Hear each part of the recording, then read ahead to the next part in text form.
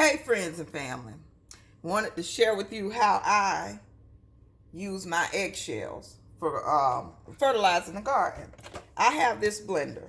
This was $5 Black Friday Hamilton Beach mini food processor. This is what I use to grind down my eggshell. Like I said, it was a $5 Black Friday special. I bought it a couple of years ago. You just drop and it's already some in here, but I just add more. And as you eat your eggs, crack your eggs, just throw the shells in. Keep all your shells. Wait till you get like 2 empty cartons full. I throw them back in the refrigerator and just wait until I have an empty carton or 2 full. And then all I do is give it one quick grind. And it becomes a fine powder. I probably should have took that out, but the thing,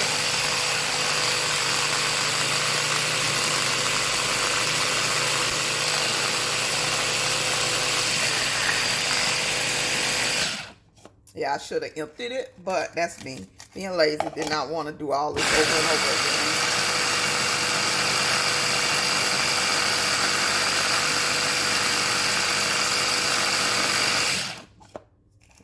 Down, one more to go,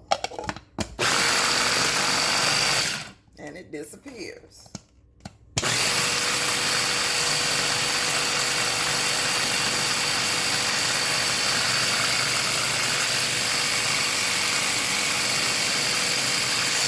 So then this is a fine powder now.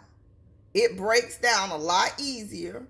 See, it's a fine powder, but it's still good for the pest control, the slugs. And it also will feed the garden. All that baking it and all that I don't do. I figure, whatever. By the time I eat this stuff, any traces of any impurities or whatever you're scared of will be gone. So, or you can bury it. Make sure you bury it. But I have this much of this. Also, I use an espresso machine, which I go about a couple of months saving my pods. So I have this pretty big bowl full of coffee grounds. So what I do, put my eggs away.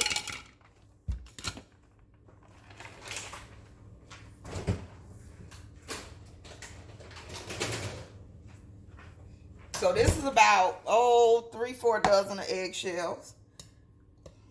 And I just go ahead and mix this together. And we'll just take it out to the garden.